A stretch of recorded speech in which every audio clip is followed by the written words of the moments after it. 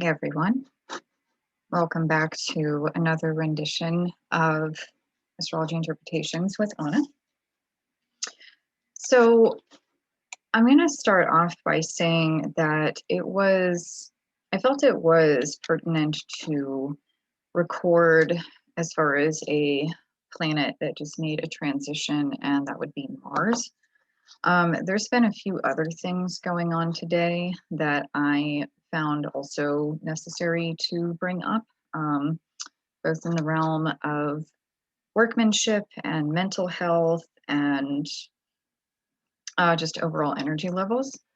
So yeah, this won't be a usual long one, but I have taken some notes, so here we are. All right, so we're going to start off with the one that I led with, which is Mars. And that has transitioned into Gemini, into the 8th house. So, funnily enough, the 8th house is the ruler of Scorpio. So, I find that it's important to mention this. All right, so one thing that I want to point out in particular here that is important is that Mars is on the anaretic degree at this point, so 29 degrees. And that degree in particular always seems to be, it's probably one of the most challenging ones, because if you think about it, Mars has been in Taurus for a number of months now, and it has now just transitioned into a new sign, which is Gemini. So it's kind of akin to a plane landing on a tarmac, basically. It can be kind of, it can be a little bit bumpy sometimes. I'm not saying it's like a horrible situation, but it's can definitely be rough for some people, depending on the placement in your chart. And, overall, it can just be a little bit of an agitator. And, um, you know, I feel that this is important to bring up. I mean, if you think I'm being doom and gloom, fine, whatever, that's your opinion. But the reason that I'm bringing this up is because with this type of alignment, with Mars in the anaretic degree, there can be an upsurge in conflict. It can be major aggression, power over dynamics, and Gemini in particular is a very heady sign. So they're very mentally stimulated, and that's just like, the top example that I have for them. But I felt that this was important to bring up, because Gemini is also one of the signs that rules communications. So with Mars transitioning into that, this is definitely going to be a time that is important to watch how you're coming across to other people. Because now Gemini is also a very easily excitable sign. So you get it talking about something that it loves, and it's like, oh my God, I'm all about it. But again, I just wanted to let everyone know that that's one of the qualities to kind of keep in mind with this. And with Geminis in particular, like I said, they can, because they're a sign, I kind of equate them to the Grand Central Station, because they're constantly going back and forth. And so with that hyper stimulation in mind, I would definitely recommend, to kind of counter this, is to get yourself involved in some type of activity, both dynamic and both static, because again, Gemini is the twins, Castor and Pollux. So it tends to create a little bit of well, for some people, it's definitely duplicitous, but for other people, it's just kind of like a dualistic mindset. So I would certainly be mindful, because I caught myself doing this today, and I know a few other people that were having this happen with them as well, is, stemming from finding activities that kind of remove the static from your brain. try to stay away from complicated stories that your brain can bring up.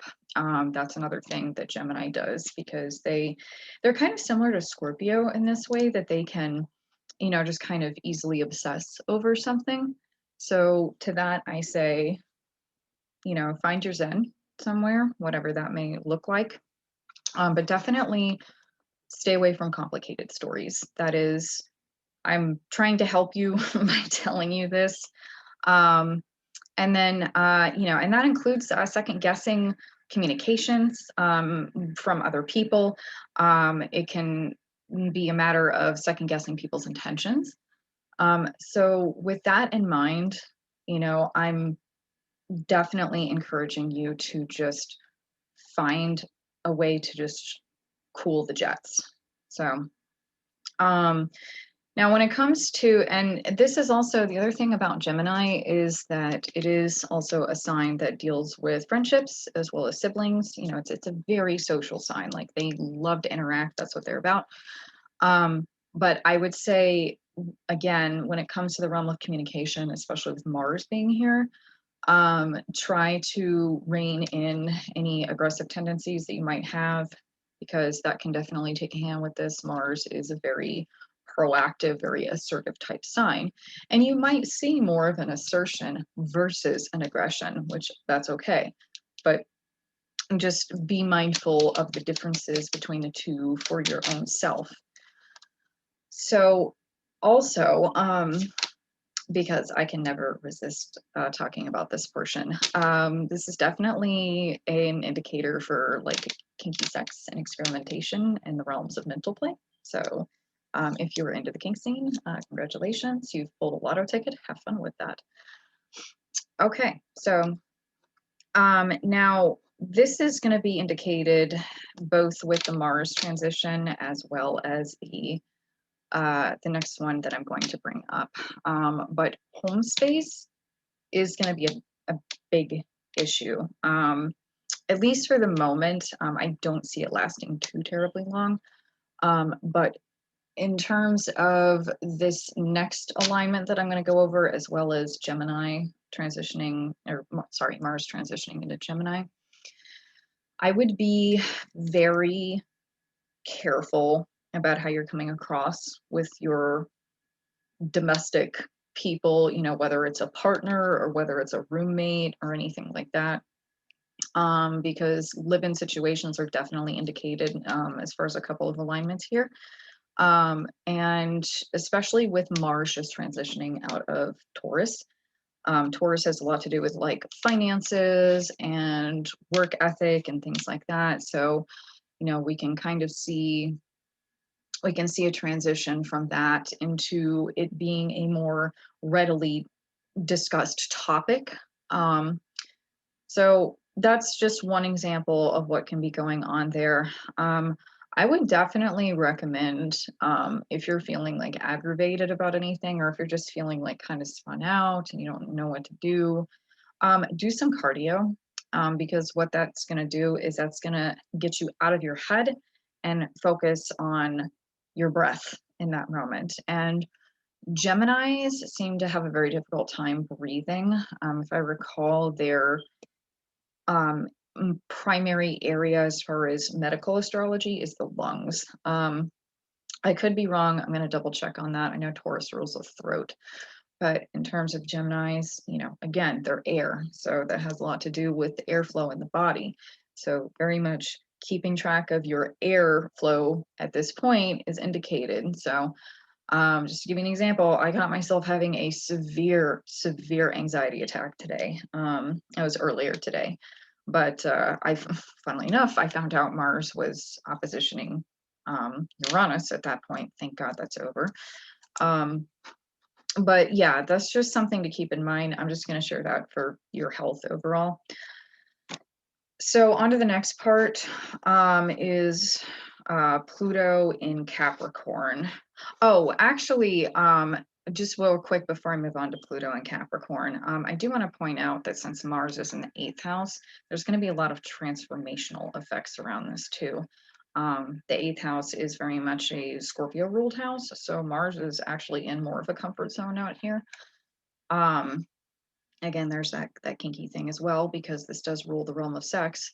There you go. Have sex to feel better. I mean, that's always nice. Consenting, obviously, informed consent on everybody's part. But yeah, that is something I would take into consideration as well. There's your cardio. Um, but just bear in mind that this is a time to be flexible as well. It's not a time to dig your heels in and say, this is the way it has to be, or come at me, bro. That's not what is indicated here. So I do just want to point that out. All right, so on to Pluto in the fourth house. All right, so Pluto is currently in Capricorn. It's going to be in Capricorn for a while. And we have Pluto and Capricorn in the fourth house, opposing the midheaven, which is currently, it looks approximately in the ninth house. It's between the ninth and the 10th. Actually, I apologize. It is definitely in the 10th house. Okay, based on that degree. So what does all that mean? Well, all right, so I'll break this down. So, like I said, Pluto is going to be in Capricorn for a while. Now, Pluto is essentially the planet or god, if you will, of death. Okay. So when you have that type of frequency, that transformative shadow aspect, there's going to be quite a bit that comes up with that. And with Pluto being in Capricorn, essentially any sign that Pluto is in is going to bring up its more darker aspects, because that's just what it does. And with Pluto being in the realm of Capricorn, so what that is going to indicate here, and again, we'll be seeing this for a while, is that there is a level of authority that one needs to address, not only with themselves, but also in the realm of how they are influencing themselves on other people. And one of the things that I brought up not too long ago, like a moment ago, is how you're, like, does it have to be your way or the highway? And in some cases, yeah, assertiveness is healthy, but a lot of what Capricorn also deals with is the relationship with the masculine. So that's very important, especially like the father archetype. um this can be indicated as far as like our inner fatherly narrative that goes on within ourselves. It can be our actual fathers or a father figure in our life, that is going to bring up this type of um, darker transformative dynamic. So there's that. And also, especially with it opposing the midheaven, which that's the second half of this little equation here. How is that showing up in your home environment? How is that showing up in your work environment? What needs to be, like, what is your relationship with your coworkers, your employees? Have you been more of a hard ass in certain scenarios? Is there some things that you can learn to be more lax on? Are there things that you do need to be more assertive on? Because I can say that Pluto and Capricorn, especially in the fourth house, can be very much domineering, especially those closest to us, because the fourth house is the house of Cancer, and that's family, that's home life, and that's a sensitivity and a care that can be overshadowed with the heaviness of Pluto and also the heaviness of Capricorn. And also, Cancer and Pluto are the complementary signs. So you're dealing with the yin and yang here in that particular scenario. So, what areas are you being too controlling in? I had a lesson in that today, believe it or not. And thankfully I checked myself, but I was having a conversation with a collaborator, and I had to remind myself that not everything can be done the way that I want it to be. There are points to where it's necessary to be flexible. So So yeah, questions to ask yourself. How is your work ethic and ability to lead being displayed? Are you being fair, or are you exhibiting tyrant qualities? And you can find this out easily by, having your coworkers or your collaborators speak with you on things. Um, so yeah, just beware of, domestic stuff too. Like I said, this isn't just about business, but since it's opposing the midheaven, figured I'd bring that up. But again, what are you rigid on, and what are you lax on in the home environment? And please focus on being nice to uh, the feminine, so whatever form that comes in, because that can be a little bit of a challenge with the opposition. So please try to be patient with that. All right, last bit. This one's fun. So moon is in Scorpio. It's in my sign. So in that regard, and it's in a triple trine with a Pisces stellium. So that is a crap load of water energy going on. And this is also where I can say, just kind of watch how emotionally, I'm just going to say it, emotionally overbearing that you or someone else, in your immediate sphere can be. If you're being, if someone else is being complicated with their emotions, then I would say just, take some space for a little bit, because this is a lot of feels going on here. Um, do, do, do, do, do, do. So, all right, so the fact is, with the moon in Scorpio, there's very much a tendency to look for the truth beneath things, especially I have a moon in Scorpio, so I know what it's like. Now, with this trine going on, that is an auspicious thing. And there's a couple of things that I will also mention to pay mind to. This is definitely a wonderful opportunity to release pent-up feelings in some sort of fashion. Now, this can be done, especially with, the moon being in Scorpio. There might be a darker quality to it. So it could be some dark poetry, for example. You could write song lyrics about something, depressing. And I'm not saying you have to. I'm just saying that can kind of be the mood with this type of alignment. It can be different types of paintings, photography, it could be something black and white, whatever. But the point is, like, you got to remember, Pisces is also an artistic sign. So when you have the Mars and Gemini is also an artistic sign as well. When you combine those two, there's going to be a call to action for some type of artistic endeavor there. And that's also important to mention, especially when we are in a time to where mental health is, and the care of mental health is absolutely crucial. So that's why I'm bringing that up. Now, also honoring, again, be nice to the folks that who are feminine. And spend time with your pets, spend time with nature. That's also very much indicated, especially with three different planetary bodies in Pisces. I mean, that's a lot. That's a lot going on. So, and I gotta say, emotional overload can occur with this. And I think it's really important that, we be aware of, that it is okay to have a meltdown every once in a while. That is okay. That's fine. There's some people that have it on the daily, and if that's what gets them through the day, okay, that's your thing.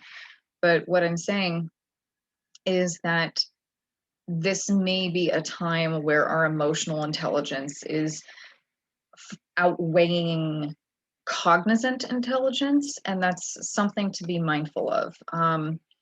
I want everyone to be nice to themselves at this point, and this trine won't last too much longer, but just do something to help divvy out those emotional overloads that might be experienced here. I mean, even some type of broodiness can happen, which again, this is why I say this is very supportive of any artistic endeavors that a person might have. I mean, hell, you could even create a Pinterest if you wanted, if you want something simple that's not overly complicated. Um, but and especially with it being in the fifth house, which is ruled by Leo, this is a time to share your artwork and share those experiences. Leo is very much about shining forward and moving forward. And we might see a lot of endeavors with, greater artists, that are actually well known or, famous. And there's going to be more of an enhancement in that area since the Sun, Neptune, and Venus are all in Pisces. Again, that's that trine that I was talking about. And this is really, if I had to highlight a specific point, especially with the moon in Scorpio trining the Pisces stellium, is that this is indicated to find the beauty and the truth around you. And, that can be by pursuing, the simplicities of nature. It can be by pursuing archaic hobbies. It's funny to kind of stem from that. I was just kind of glancing at Supernatural the other day. My partner had it on, and these little girls were playing jacks, and I was like, oh my gosh, I haven't seen that since like almost 30 years ago. But that's just kind of like a very simple, silly example of archaic hobbies. Or also magic practices too. I mean, Scorpio very much rules the world of magic. And with it being in the moon, you might find that the magic lies within your own emotional sphere. So this can be a great time to meditate and to really empty oneself in order to support that artistic space. And then, also with this much Piscean energy, this can be really timed. This can be a time indicated, especially with it being in the fifth house, to care for yourself and to love yourself. Find what makes you happy and share that with the rest of the world. Leo has the ability to lead people in a healthy way when it's not, overly confident or, overly rambunctious. It has a way to influence others to bring out their own greatness. That's one of the finer qualities about Leo. In its shitty stage, it can just be self-absorbed and selfish, but there's a light and a dark side to everything.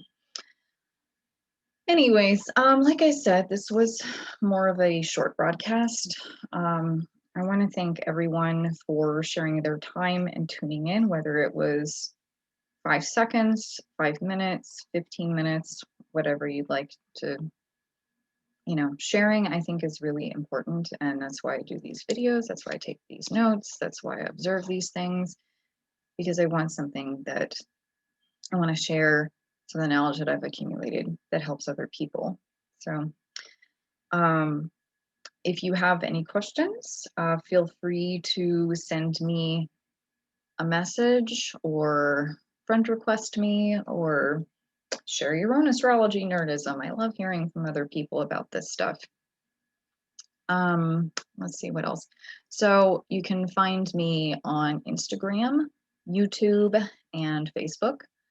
And you can also find me at my website, www.rhythmicenterprises.com, because we are about the occult nerdism here. If you have any other questions, let me know. I also do chart readings and chart interpretations and tarot interpretations as well. All right. Well, again, thank you for tuning in. Thank you for sharing. Thank you for commenting. Thank you for liking and following and subscribing and all that good stuff. So, all right. You all have a wonderful rest of the night. Enjoy this artistic, moody energy, and I will see you all soon. Okay. Take care. Mwah.